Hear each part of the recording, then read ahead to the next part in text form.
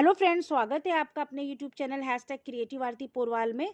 दोस्तों, मैं हूँ आरती और आज मैं आपको स्टेट कोटा के तहत एक न्यूज़ आई है कि आपको जो स्टेट टेंटेटिव काउंसलिंग है स्टेट वैकेंसी राउंड की, उसके बारे में बताऊंगी। उसका शेड्यूल आ गया है, किस रैंक से कितनी रैंक तक आपको किस डेट को जाना है काउंसलिंग के लिए, वो पूरा नोटिस आ गया है। तो पूरी नोटिस जानने से पहले अगर अभी तक आपने मेरे चैनल को सब्सक्राइब नहीं किया है तो सब्सक्राइब कर लीजिए और उसके आगे जो बेल आइकन का बटन है उसे भी प्रेस कर दीजिए ताकि सारी लेटेस्ट इन्फॉर्मेशन आपको मिलती रहे। और अगर आपको ये न्यूज़ अच्छी लगे तो इसको लाइक और शेयर करिएगा। तो चलिए दोस्तों, आपको बताती हूँ आज तमिलनाडु के बारे में। आपको इसके पहले जो मैंने वीडियो दिया था उसमें 7.5% रिजर्वेशन कोटा के तहत बच्चों का टाइम टेबल बताया था। और आज हम बात करेंगे मैनेजमेंट कोटा की और गवर्नमेंट कोटा की। दोनों कोटा में किस टाइम जो शेड्यूल निकाला है वो बता देती हूँ। दोस्तों, आपका जो मैनेजमेंट कोटा की सीट्स हैं उनके लिए 11 जनवरी को, 12 जनवरी को, 13 जनवरी को 3 दिन रखे गए हैं री अलॉटमेंट और अलॉटमेंट के लिए। तो आप देख लीजिए, इस टेबल में 11 जनवरी को दोपहर को 2 बजे और 9 बजे 11 बजे 3 स्लॉट हैं।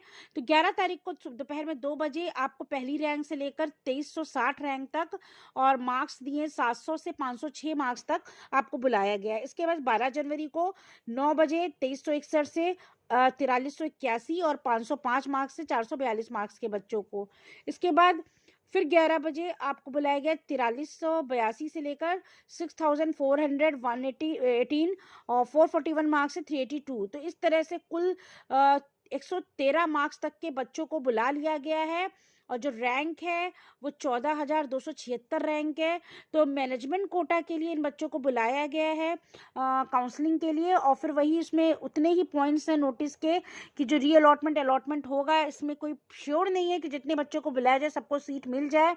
मेरिट के हिसाब से आपकी सीट बनेगी।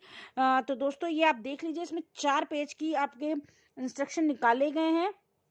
अब हम बात कर लेते हैं दूसरी कैटेगरी की, जो कि है MBBS BDS डिग्री की। गवर्नमेंट कोटा जो है tentative counselling schedule for admission to MBBS BDS degree course in Tamil Nadu government medical और डेंटल कॉलेज के लिए।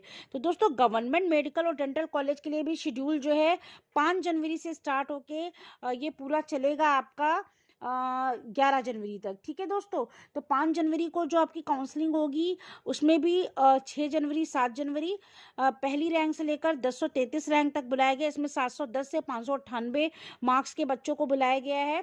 उसके बाद 6 जनवरी को 11 बजे 2 बजे 2 स्लॉट रखे गए हैं। 7 जनवरी को 9 बजे। तो इस तरह से देखा जाए कुल 501 से 475 यानी मिनिमम मार्क्स जो है 475 रखा गया है। ये हम आपको बता रहे हैं जनरल कैटेगरी के लिए।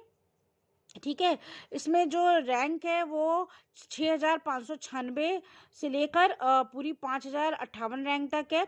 इसके बाद री अलॉटमेंट SC ST कैटेगरी में गवर्नमेंट MBBS के लिए ही मैं बता रही हूँ आपको, ये 7 जनवरी से चलेगा पूरा 10 जनवरी तक। इसमें भी आपको वही सीट्स हैं, 247 मार्क्स तक के बच्चों को बुला लिया गया है। अलग अलग टाइम स्लॉट है और रैंक वाइज बुलाया गया 18,535 रैंक तक। ठीक है, फिर अलॉटमेंट फॉर SFBDS ओनली, केवल SFBDS में 113 रैंक तक के बच्चों को बुला लिया गया है। 113 मार्क्स तक के बच्चों को बुलाया गया। रैंक जो है 23,707 है।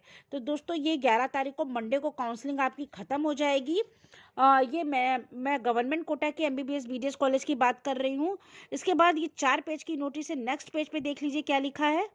2 पेज के इसमें इंस्ट्रक्शन दिए, इन इंस्ट्रक्शन को आप फॉलो कर लीजिएगा। इन इंस्ट्रक्शन को फॉलो करके ही काउंसलिंग में आप पार्टिसिपेट करिएगा, जाइएगा।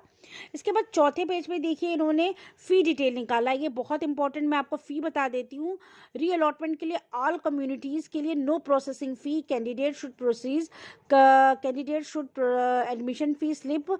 आपको डेंटल कॉलेज और रिस्पेक्टिव मेडिकल कॉलेज में कोई प्रोसेसिंग फ़ीस नहीं देनी है री अलॉटमेंट के लिए, क्योंकि जब पहले आप करा चुके हैं तो आपको दोबारा अलॉटमेंट के लिए कोई फीस नहीं देनी है। उसके बाद वेट लिस्टेड जो कैंडिडेट्स हैं ऑल कम्युनिटीज़ के, उनको भी कोई फीस नहीं देनी है, जिनको वेटिंग में बुलाया गया है लेकिन पहले से उन्होंने अलॉटमेंट करा रखा है। उसके बाद बात करते हैं अलॉटमेंट फॉर गवर्नमेंट MBBS। अब जो दोबारा से अलॉटमेंट कराने नहीं है उनका फ्रेश अलॉटमेंट होगा। तो आप देख लीजिए, OC BC BCM MBC इन सब कम्युनिटी के लिए 500 रुपये प्लस 13,610 रुपये इतने दे रहे होंगे। SC SC ST के लिए 500 रुपये और 9,610 रुपये दे रहे हैं। फिर अलॉटमेंट फॉर गवर्नमेंट BDS के लिए, ये MBBS के लिए था, BDS के लिए ₹500 11,610, फिर ₹500 ₹9,610। उसके बाद ₹500 प्लस ₹25,000, ये आप ओसीबीसी, टीसीएम और एमबीसी के लिए है। और इसके बाद इसी तरीके से allotment for government self financing जो एमबीबीएस बीडीएस कॉलेज है, उसमें ₹500 खाली देना है, एग्जेम्प्टेड फ्रॉम पेमेंट ₹25,000। ₹500 तो आपका चार्ज उसका हो गया रजिस्ट्रेशन का, और ₹25,000 आपको पेमेंट फ़ी करनी होगी। इसके बाद ₹500 प्लस ₹25,000 शेड्यूल कास्ट के लिए है। और उसके बाद नेक्स्ट है, ठीक है बच्चों, फिर शेड्यूल कास्ट के लिए ये ₹500 ₹25,000। तो दोस्तों इस तरह से इन्होंने फ़ी कोटा, फ़ी डिटेल भी निकाल दिया है। सेल्फ असेसमेंट जो आपके फाइनेंसिंग कॉलेज हैं एमबीबीएस बीडीएस के, और अलॉटमेंट पूरा निकाल दिया, आप इसको देख लीजिएगा, डाउनलोड कर सकते हैं। तो ये पूरी न्यूज़ तमिलनाडु स्टेट के बारे में थी। तो इसका टेंटेटिव काउंसलिंग का जो शेड्यूल है, मैनेजमेंट कोटा, गवर्नमेंट कोटा, और इसका पूरा फीस स्ट्रक्चर सब कुछ देख लीजिए। अगर आपको ये न्यूज़ अच्छी लगी हो तो मेरे चैनल को सब्सक्राइब करिएगा, मेरे वीडियो को लाइक और शेयर करिएगा। Thank you.